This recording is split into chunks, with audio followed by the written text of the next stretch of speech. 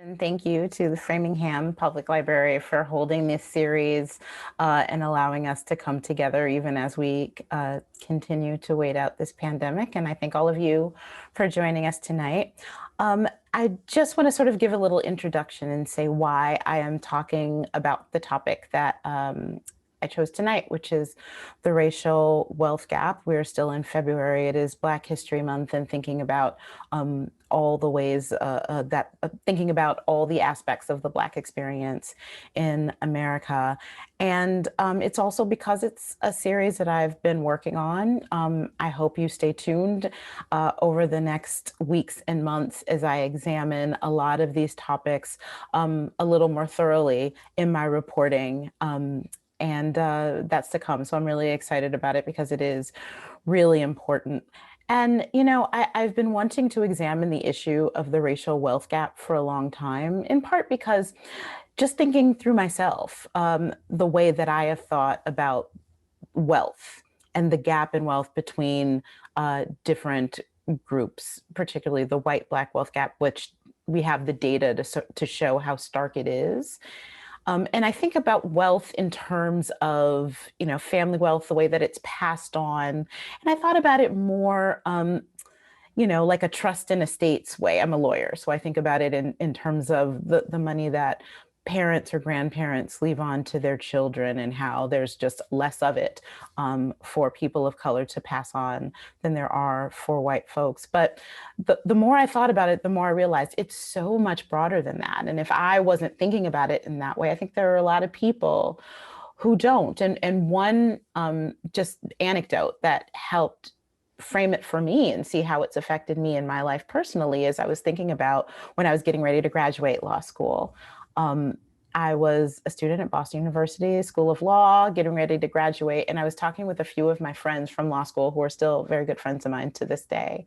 We were talking about all the things that we had to do before the end, before graduation, from finishing our cert papers, which is the research project that law students do in order to graduate, and getting in all our requirements and doing things like a student loan exit interview. All of you who borrowed, took out federal loans, know that at the end, before you graduate, you have to do an exit interview where you meet with someone in your financial aid office and they lay out for you your promissory note and they let you know how much you owe at the end of your time there. And I remember hearing the amount that the financial aid officer told me. I don't remember exactly what it was, but it was well over $100,000 that I would owe at the point that I graduated law school.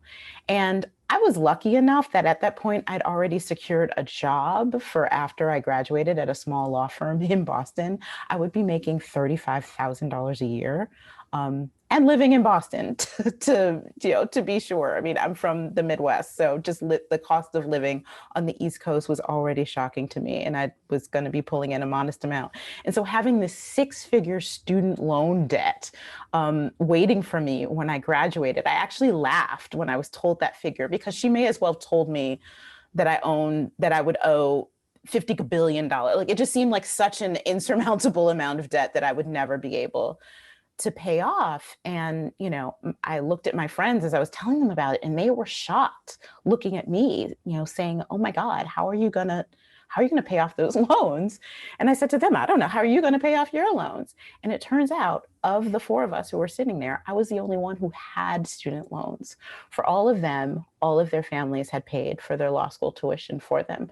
I have parents who talked about the importance of education too, and they would have loved to have paid for it if they could, but they couldn't. I knew going to law school, becoming the first lawyer in my family would mean I would have to take out these loans. And the difference between me and my friends is that I was Black, and all of my friends who were sitting in that conversation with me were white. And it was sort of an aha moment. You know, I thought about me, I thought about my parents who instilled the value of education in me, which was the right thing to do for them, to instill it in all of my brothers and sisters and me, as the way to get ahead in the world. You know, they themselves are the children of people who moved from the South to Detroit during the Great Migration in order to escape the vestiges of Jim Crow and move to a place where they can work in the auto industry, in order to be able to have the middle class life that they wanted to provide for their children. But this was just another example of how a financial system could stand in the way of that. And so, I'm very lucky. I'm not saying that I'm a victim in any way. My life looked very different from my friends after graduation. They were buying homes, they were buying vacation homes, they were going on wonderful trips to places that I would not visit until many, many years later. I struggled financially for a much, much longer time, and felt the effects of having that massive six-figure debt burden on me as I started off my life as an adult. And so it's just an example of one way that we see the racial wealth gap, because my family could not pay for my law school. I started out in a very different place. I will in turn be in a different place at various aspects of my life.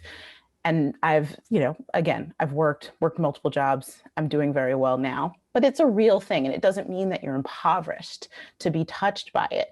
And I wanted to do this series about financial systems because we talk a lot about racial injustice when it comes to the criminal justice system, for example, and that's so important. It's crucially important. I have a column in tomorrow's Boston Globe about that. But some people can get through life without really having a tangible connection, really understanding or touching the criminal justice system or have that touch their life. Nobody can get through life without financial systems. We need banks, we need lenders, we need mortgages, we need credit reporting. We need all of those things just to live, just to get by in America.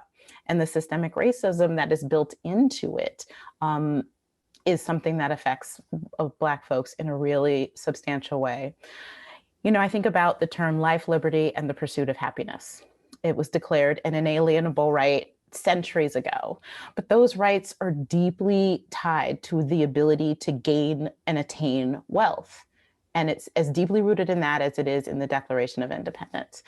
And the stubbornly persistent racial wealth gap in America is proof that for some, the American dream has remained out of reach. I came across a couple months back an interview that Dr. Martin Luther King did with NBC in 1967. And he was asked to explain why Black Americans were unable to achieve the American dream in the same way that, say, immigrants, non-Black immigrants were able to. And he very well summed up the root of the racial wealth gap. And I hope you'll indulge me in reading a passage from what he said. This is Dr. King. He said, "America freed the slaves in 1863 through the Emancipation Proclamation of Abraham Lincoln, but gave the slaves no land and nothing in reality, and as a matter of fact, to get started on. At the same time, America was giving away millions of acres of land in the West and the Midwest, which meant that there was a willingness to give the white peasant from Europe an economic base, and yet it refused to give its Black peasants from Africa, who came here involuntarily in chains and had worked free for 244 years, any kind of economic base. And so emancipation for the Negro was really freedom to hunger. It was freedom to the winds and rains of heaven. It was freedom without food to eat or land to cultivate, and therefore was freedom and famine at the same time. And when white Americans tell the Negro to, quote, lift himself by his bootstraps, they don't look over the legacy of slavery and segregation. I believe that we ought to do all that we can to seek to lift ourselves by our own bootstraps. But it is a cruel jest to say to a bootless man that he ought to lift himself up by his own bootstraps. And many Negroes by the thousands and millions have been left bootless as a result of these years of oppression and as a result of a society that deliberately made his color a stigma and something worthless and degrading. More than a half a century later, Dr. King's words still ring true when you look at the data on the racial wealth gap. The average American household has 1/10 of the wealth of the average white household, according to data from the Federal Reserve. This is data from 2016, when they looked at the median wealth of white American families. It was $171,000. The median wealth of a Black family, $17,600, 1/10 of that amount. Now, when you look at the average instead of the median, now the average skews higher because it takes into account that 1%, the highest of high earners, which where most of the wealth in America lies. You get that the average white household has a wealth of $933,000. And for the Black family, it's $138,000. So even when you average it, even when you take in the billionaires like Oprah, you can't overcome that racial wealth gap. Just as an aside, just today I came across another factoid that I thought was interesting. In the United States, there are 614 billionaires, billionaires with a B. How many of them are Black? 7. That's the racial wealth gap. It doesn't just happen at the bottom, it happens at the top too. And the differences are not just between the haves and have-nots, as I said. Even among the poorest, there is a gaping cleave. Black Americans are far more likely to have little to no savings or safety net at all. Nearly 1 in 5 Black households has 0 or negative net worth. Now think about that, 1 in 5. That's almost 20% of Black households have nothing or their net worth is in the red, compared to less than 1 in 10 white Americans. A single-digit number of white Americans are in that same place. So I think it's important to remember as we discuss things like this, that the causes of these financial inequities, they date back to slavery. They have its founding in slavery, and they've existed throughout Jim Crow and throughout the civil rights movement and throughout our history, but they're not vestiges of some long ago way of thinking that just continue to ripple in the modern era. They've been reinforced, reintroduced, and reaffirmed time and time again throughout our history through policy. They are intentional. Whether it's the postbellum landowning restrictions that were placed upon freed slaves, whether there were Jim Crow laws that restricted what property could be bought and sold and to whom, whether it's redlining and gerrymandering that prevents people from buying homes in the places where they would like to, or charges or results in them being charged exorbitant interest rates and other fees that still exist today, discriminatory lending practices, employment discrimination that keeps wages down for Black Americans, that make it harder for them to get ahead. These are all myriad methods that serve to create and preserve a racially unequal financial system. They exist today. There's still stories being written about them. I hope you read the stories that I will write about them too, but I want to highlight a few of the areas that I'm going to be looking into. And again, I hope you stay tuned for that. So one of the most important things I wanted to look at is credit reporting, because a person's credit score plays such an outsized role in his or her or their life in a way that few other things do. If someone has a negative credit score, it doesn't just prevent them from opening an account or getting a credit card or getting a loan. I mean, it's a financial measure. But credit scores are used to get a job, to get housing, to be able to go to school if you have to qualify for a loan to go to school, to get a loan to open a business, to for just about everything in life that requires getting ahead, a credit score will touch it. And it serves as a major obstacle for Black Americans in a disproportionate way from everyone else.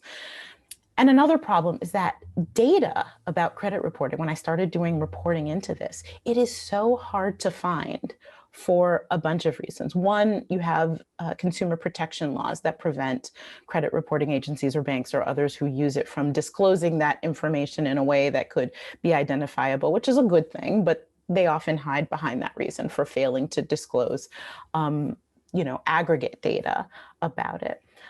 And even information about credit scores. I mean, all of you, when you think about when you check yours, do you really know why it is the number that it is? What factors go into it? Sure, it's how often you've paid your bills, how much debt you hold, the amount of your credit limit, your history. But there are also a lot of soft factors that go into it, like maybe where you live, your lifestyle, your spending habits. And you really don't know how each of those factors weigh in, because the way that credit reporting agencies come to those scores is protected as a trade secret. So it's very, very opaque. And it really doesn't make any sense, but that kind of opacity is rife for discrimination.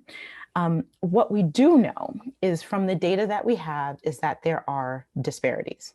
So a survey by the Urban Institute found that, took a look at 60 major cities across America and found that in the majority of these 60 cities, 38 of the cities to be exact, the difference in the average credit score in the predominantly white areas of the city and the predominantly non-white areas of the city was more than 100 points. 100 points. Think about that. The difference between a credit score of 570 and 670 is enormous and can make a huge difference in someone's life. And that also shows you how closely one's economic future is tied to where they live, is tied to their address. And so that leads to its connection to redlining, to housing discrimination, to so many other things. So in predominantly non-white areas, in 50 of those 60 cities, the median credit score was below prime. That's 660 or lower. And in a majority, in more than 50%, it was subprime, which is 600 or lower. Conversely, when it came to white areas, only 4 of those 60 cities in the white areas was the median credit score below prime. Just a huge cleave that you see. So despite legislation and efforts to increase oversight and transparency in credit reporting and the way that credit scores are calculated, the process is still largely out of sight. Yet they're a make or break factor in America's ability to get ahead, as I mentioned. And so, as one of my sources explained it to me, is that literally leads to a 2-tiered system in America. You have the one that Black people tend to use and the one that everyone else tends to use. Everyone else, if they need a mortgage, they go to a bank. If they need a business loan, they go to a bank. If they need just about everything, they seek the traditional lenders in access and sources of capital, or they go to their own family savings. It pushes Black borrowers to different sources of capital that tend to be more predatory. So you have people going to payday lenders. You have people furnishing their houses through rent-to-own contracts. Other things that come with high fees, high interest rates, and penalties, and threats of the repo man coming to take your car away if you miss a payment. And that is one reason why it also steered Black Americans disproportionately to these subprime loans in the early 2000s when they became so popular. And that is one reason why Black Americans were absolutely rocked by the subprime mortgage crisis of 2008. And they have yet to recover from that in the same way. Now we've added a pandemic, which has revealed and exacerbated already existing racial inequality when it comes to wealth. According to Forbes magazine, the COVID-19 crisis has wiped out half of Black small businesses in America. And that was a factor that came out last fall. That was several months ago. I couldn't find a factor that was more recent, but I would bet that that number is greater now. So that brings me to another factor: access to business capital, which is a big point, and it goes hand in hand with credit, because credit is one of the reasons why it is very difficult for, much more difficult for Black entrepreneurs, Black business owners to obtain the kind of capital that they need to start their business, to sustain their businesses through early years where it's difficult, and to grow them and become job creators and create the kind of wealth for themselves and for others that was sustained from generation to generation. So credit is one of those factors. While more white entrepreneurs rely on bank financing and those other traditional forms of financing, more Black business owners are likely to rely on things like personal credit cards to start their businesses. According to a study by Ewing Marion Kauffman Foundation, Asian entrepreneurs were most likely to rely on their personal or family savings to start their businesses. And that is the think about it, that comes with no interest rate, right? They're able to start these businesses without taking that same risk. White entrepreneurs relied most on traditional sources like bank loans, but Black entrepreneurs relied most on personal credit cards. Now, those usually come with interest rates as high as 23%, particularly if all the factors we've been talking about up until now are at play when it comes to credit reporting. The lower your credit score is, the higher your interest rates are likely to be. And so they're starting out in debt before they're even able to make a profit. All this data, again, reflects the financial picture before the pandemic. I expect that once we get data, once the pandemic is over, it's going to be much more devastating to that. So one other area I intend to look at is the issue that I started with, which are student loans, and how I know that they've affected me personally. I'm still paying off my student loans. I'm one of the only people that I know who is my age and still paying them off. But it's also important to remember, when we're talking about education and higher education, the disparity in the impact of student loans on the finances of Black Americans is above and on top of all the built-in inequities in our education system, from pre-K to postgraduate. So it's a compounding effect. So that's just important to keep back of mind when we're talking about this. But it also serves not only to disincentivize a lot of Black folks from seeking the sort of education that might lead them to careers. I remember in law school, when I got there, I came from an undergraduate school in Detroit, which at the time graduated more Black graduates than any non-HBCU in the country. And I went to Boston University School of Law, and in an incoming class of 400, there were 7 Black students at BU School of Law. It's for a lot of reasons, but including that law school is really expensive. And some people, either more Black people will find it harder to afford, or they will opt not to do it because they don't want to be saddled with the debt that would be required to go. So again, in that sense, I was lucky, even though I'm paying a lot more for that experience when you add up all that interest. But it also, again, disproportionately saddles those who do go with debt that will shape their whole lives. We're taught that education is important to succeed. So that means that the students are going to take those loans out because they think that's what they need to do. And again, Black people are bearing a disproportionate amount of the burden of the student loan debt crisis. Now, you may think, okay, everyone has student loans, right? Most white people borrow to go to school too. This is not just a problem for Black Americans. And you're absolutely right. 60% of students in four-year colleges have borrowed from federal lenders to go there. That's across the board. That alone is staggering and wrong, that people are required to go into deep debt just to go to college We know that college education is so important, and that's a whole other topic that I'd be happy to come back another time to address. But back to the racial gap.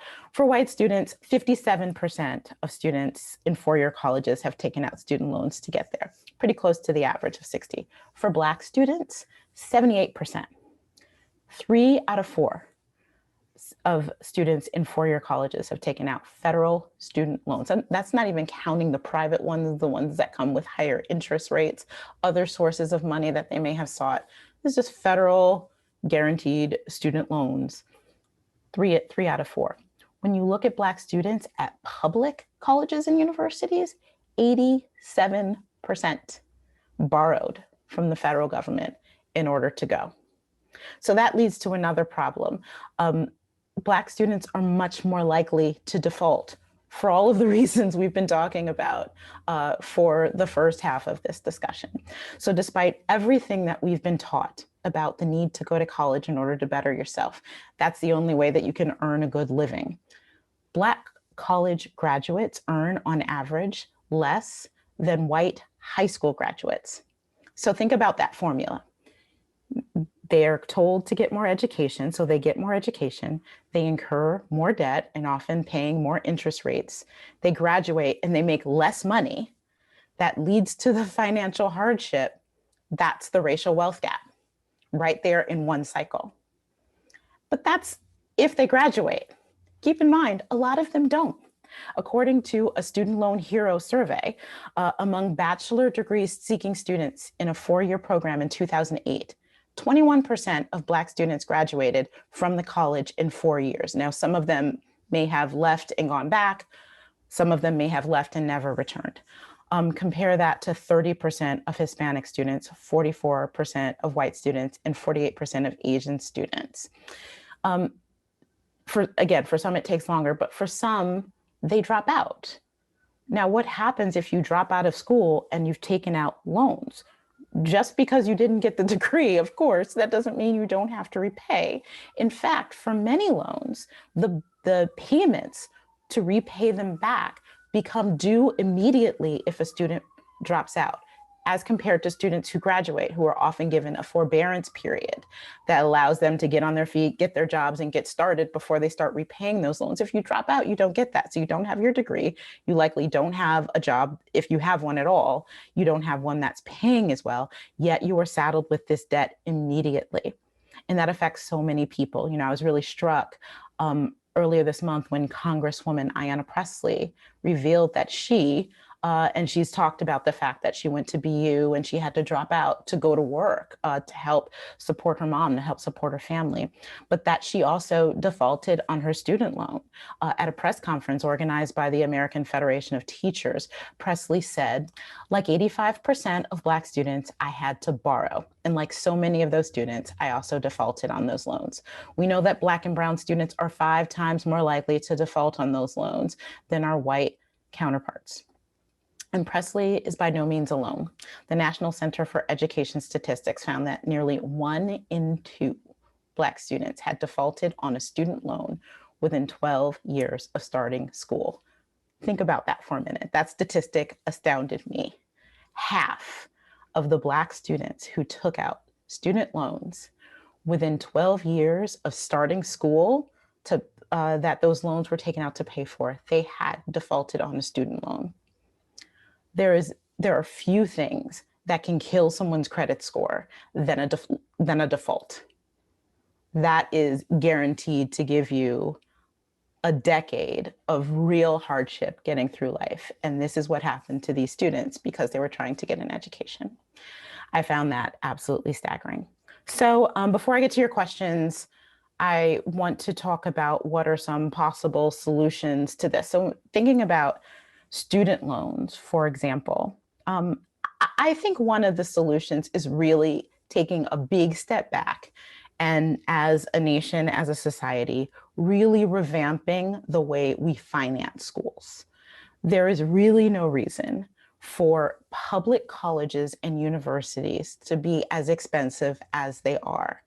It is also no reason for the private institutions with the endowments that they have to charge and force students to borrow the way that they do. They can do far more to make it easier, to make college more accessible, and to make it not be a financial burden for the rest of these students' lives. But that's probably not going to happen.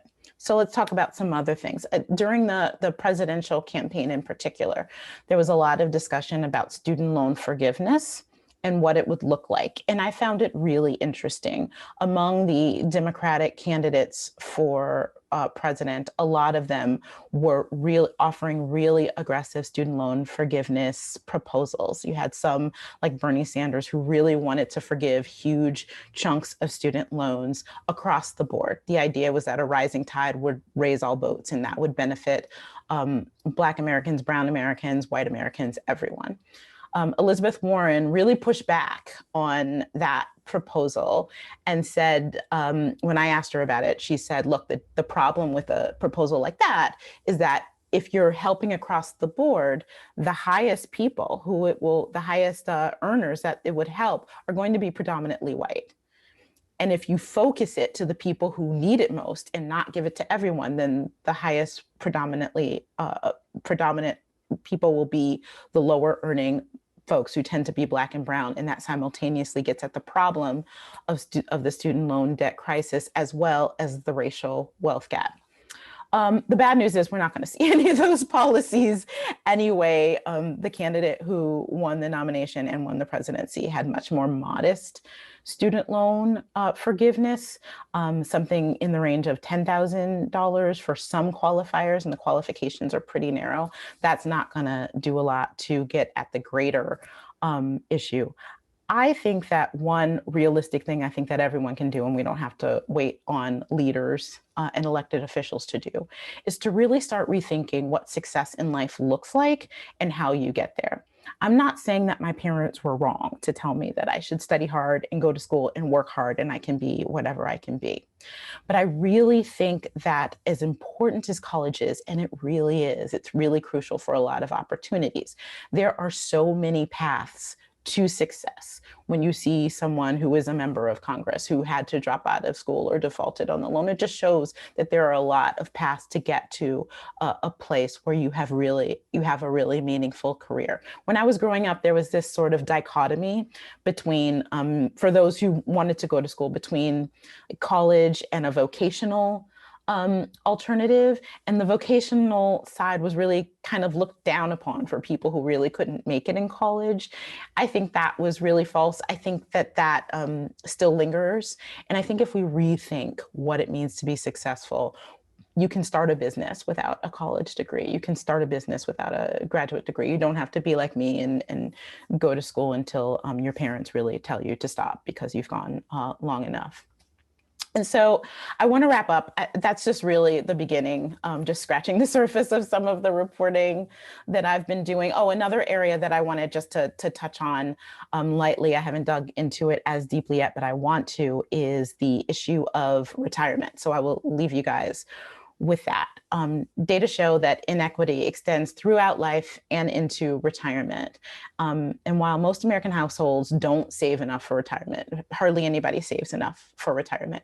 According to data from the Federal Reserve, Black American households have roughly half the savings of white households do in total.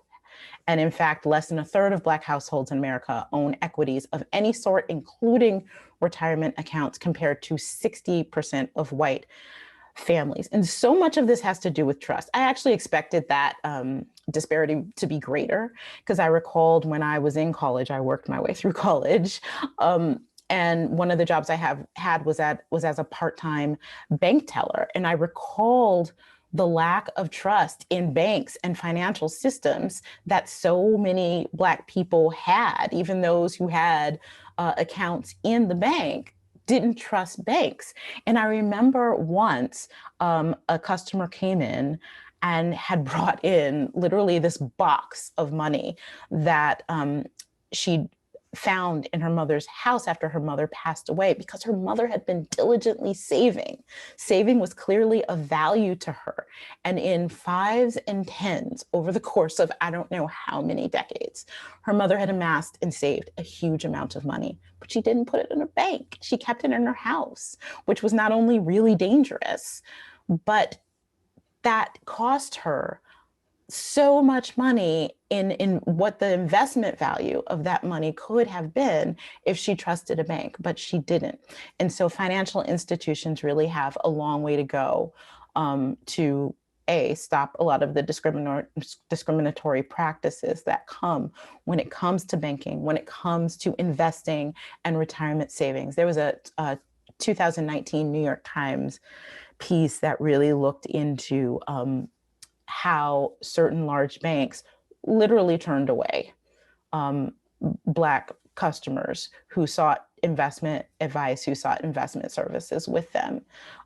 We have seen some advancement. The bank that was featured in that piece had since vowed to make a greater commitment to Black communities, to Black customers, but there is a long way to go. There is a big mentality that Black people do not invest. Black people are not good risks.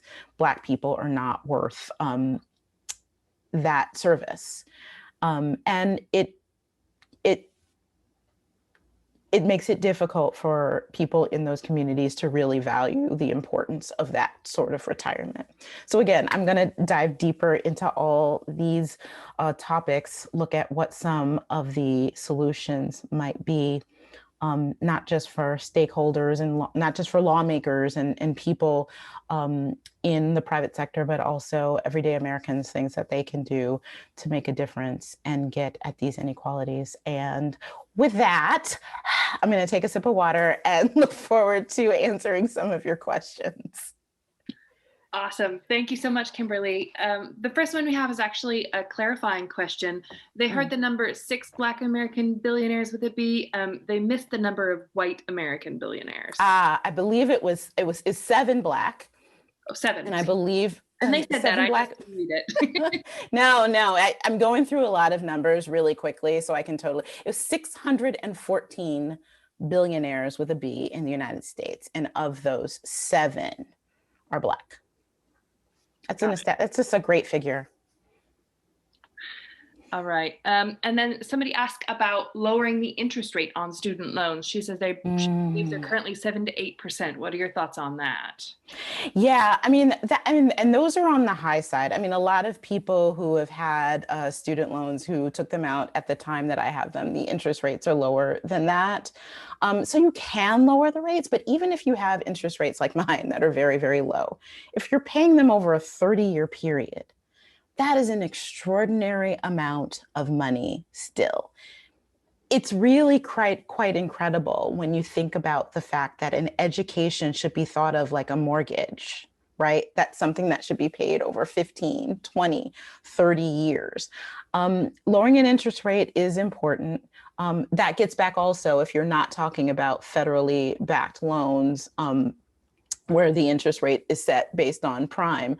When you're talking about private loans, where your credit score and how much collateral you have and your family's wealth and background play a role in what your interest rate will be, that disparity is going to be even bigger. So even if you lower it, it's still going to be a disparity there. So I think that's one way. Again, there's no one easy solution to this. It's going to take a number of things that need to change, and that could be one of them. But that enough, I don't think that alone will be enough to really get at the root of it. We've got somebody else asking if you could talk a little bit more about redlining, particularly in and around Boston. What policies need to change to address the issue? Yeah, I mean, that's a big issue. It's not that I didn't look into the reporting of that specifically because I didn't think that it's important. Obviously, redlining, housing discrimination is the root of the racial wealth gap, period, for the hundreds of years of this nation's history. It is based on land. It was based on the systemic policies that sought to prevent Black and brown folks from owning land. Um, After the Civil War, during Reconstruction, during Jim Crow, during the Civil Rights era, and today. That is a fundamental underpinning of it. There has been far more reporting into that than it has been in some of these other areas that I'm focusing on. So I don't have quite as much in front of me about redlining, and certainly not about Boston in particular, but we do know that the um, segregation has always been a major problem in Boston.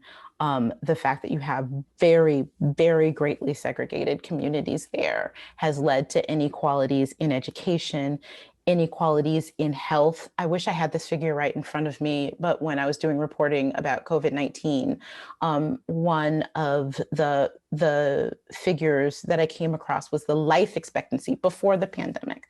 The life expectancy difference between a resident of Roxbury and a resident of the Back Bay was decades. I believe that the average life expectancy of a Roxbury resident was in the high 50s, and the life expectancy of a Back Bay resident, I believe, was 91 or something like that. I mean, it was just astonishing. Where you live, your ability of the ability to live where you want to plays a massive role in just the quality of your life and the length of your life. So it's a huge factor. I don't have the specific numbers in front of me, but that's a great question. For the valuation of things, I remember reading an article recently about that couple who had put a lot of time and money into their home, and they were surprised at the value that they received, and then they hired somebody else to represent them. I assume you've heard about that. Can you tell us a little bit about that? Yeah, I've read a couple stories about that. I know one involved several people who were talking about the different experiences they had in evaluating their homes when they were trying to sell them or in getting appraisals. I think I read a story about a woman who lived in Chicago, and she wanted to sell her condo, and she got an appraisal on it, and it was really, really low. And so she got another appraisal without showing up in person, and it was substantially higher. And I mean, these are anecdotal pieces, but it rings true to me that, and these are the soft factors that I'm talking about that affect things like credit. I wonder credit scoring agencies know about your spending habits. They know where you live. They know how you spend. And there's a great deal of information that can be gleaned by that can make people figure out what race you are. Your name can be a trigger, a giveaway as to racial issues, even though it is illegal. I should have pointed this out specifically. It is illegal to base credit scoring or financial decisions or anything else on race. That's a violation of civil rights. Of course it happens. Of course it happens based on your address, based on your name, based on a number of factors, including seeing you when an appraiser comes to your home. So that certainly is one of the factors that leads to this disparity. We have somebody asking, should we have a lottery of all college-bound American students for public college education based on income/poverty level and minimum scholastic qualifications for acceptance into the lottery? Yeah, I mean, that's an interesting idea. And there have been proposals, I don't know if I've seen that particularly, but proposals that have been proposed and implemented in a lot of places that, for example, give all students who make a certain grade point average admission to local public schools and things like that, seeking to level that playing field. I think it's an interesting idea. I mean, I think it's one of the solutions that should be discussed. The one thing that I would worry about is the idea of choice. I mean, I went to a state school for undergrad because I chose to. And yes, it was also less expensive, but then I went to BU for law school because I chose to. I would be worried about a system like that sort of relegating a certain class of folks to a certain class of school and really taking away their ability to seek other things and to make other choices just because it seems more out of reach. So I would, that's just off the top of my head, some concerns that I would have. But people have been trying to open that access to college, to higher education in a way that does not saddle people with the kind of debt that we've seen. And I actually think you touched a little bit on this next person's question. They were saying that they went to a state college because that was what they could afford. They would have loved to go to a different university, but couldn't afford that. Should students be considering this when they decide where to go to college? Hey, listen, I went to state school because I knew I wanted to go to law school. It's one of the reasons why. And I worked. That bank teller job was for a reason. I wanted to work and save because I knew I would be moving from Detroit to Boston because I really wanted to go to Boston University for law school. I mean, yes, these are choices that we make, but the reality of unequal and disparate policies that perpetuate the racial wealth gap. The result of that systemic racism means that even if you're able to make that choice, you're still going to start at the starting line of your professional life. You very well may start, as I did, 6 figures behind my peers in my trip toward seeking life, liberty, and the pursuit of happiness. So yes, a lot of this is personal choice. A lot of these are personal actions that you try, saving up as much as you can. I learned from my parents a long time ago how to make a dollar out of a dime, but that only goes so far when you have the systemic racism built in. Someone would like to know if free public community college tuitions would make a dent in education and financial equity, and perhaps even for your public colleges too. Yeah, again, I think that these are great policies to consider. I think the community college is an important part of this discussion for a lot of reasons, including the one that I mentioned, is that this idea, I think, has been built into the system that a 4-year college is the only way for everybody, and it's a one-size-fits-all way, and that forces people to go that route and not consider other things like community college, which could be a really rich and wonderful way for them to start their own career paths, depending on what they want to do. But just at the same time, reforming community college alone won't solve the problem of student loans. It's one potential piece of that solution. I think it's important. I think we don't talk about community colleges nearly enough. I think we don't invest in community colleges nearly enough, and it's an important piece. Given your research, I'm sorry. A new one popped up as I was halfway through that one. There we go. Given your research, do you see one area to address that would make the most difference in closing the wealth gap? I think it is holding financial institutions more accountable. Again, I don't think there's just one. This is so complicated that it has to take a number of forms, but one that I haven't spoken about yet is really requiring financial institutions to serve the communities that they occupy well, and to occupy more communities to serve, right? So one part of the problem with racial financial inequity is that if you go to sub neighborhoods, it's easier to find a check cashing place than it is to find a bank branch of a major bank. In some communities, even when you have things like credit unions or community-based banks, it's very difficult for them to compete. It's very difficult for them to be able to sustain and last long enough to be a source of capital for the people in those communities. You see a lot of banks with their names on the side of stadiums, and a lot of people of color going to those stadiums to see the games that are played there, but you don't see that same name in the communities where those folks live.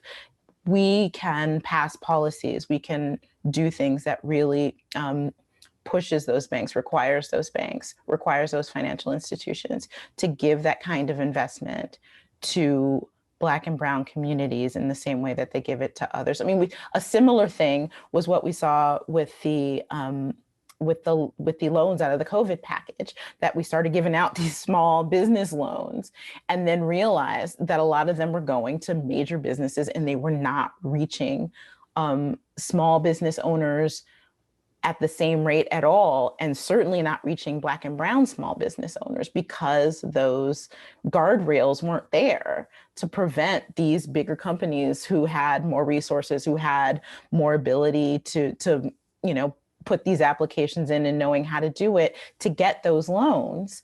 That was just a microcosm of what we see playing out in real life. So you have to, the way to get to that is to regulate. And that would be one way to really force that kind of investment into the communities where it's needed. We have somebody wondering about the impact of the amount of information that can be found in the public domain on one's credit score. Is there too much personal information out there that can be used by financial institutions? I guess I don't fully understand the question. I mean, if the question is, can a financial institution find out information from you publicly to determine your race in order to discriminate against you, that's possible. Generally speaking, about information about financial information about credit scoring, I think the problem is the opposite. I think the opacity of the system allows for the systemic racism to persist. They don't have to say how. I think it is nuts that in 2021, credit reporting agencies, by and large, do not have to tell the government or anybody else how they come up with their formula to come up with a number that is literally going to affect everybody's life. I think that's wild. They should have to explain, I should see that number and be able to calculate for myself exactly how that number happened. It should be that transparent for me when I'm looking at my file. And it's not. I mean, I can get my score from 2 different agencies, and sometimes the disparity between those 2 numbers off of the same information is wide. I mean, it's just, I just think that it's really insane that they don't have to disclose how they come to these decisions. And that, to me, just leaves the system rife for discrimination. We have someone wondering, how do we get a publicly funded program to provide equal funding for personal choice? Ooh, publicly funded programs are created by people elected to create those programs. So you would have to contact your elected officials to get that. To get things like that to happen.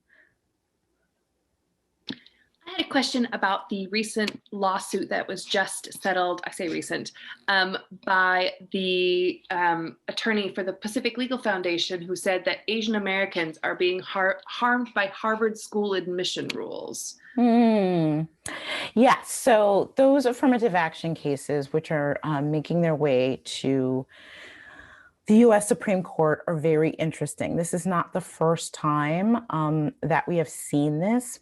What is really being alleged is, if, just like in some of the data that I presented to you today, data about, for example, entrepreneurs and where their sources of income is, and the percentages of students who have to take out loans, a much lower percentage of Asian Americans are affected by a lot of these discriminatory policies. Fewer Asian Americans have to take out high interest loans.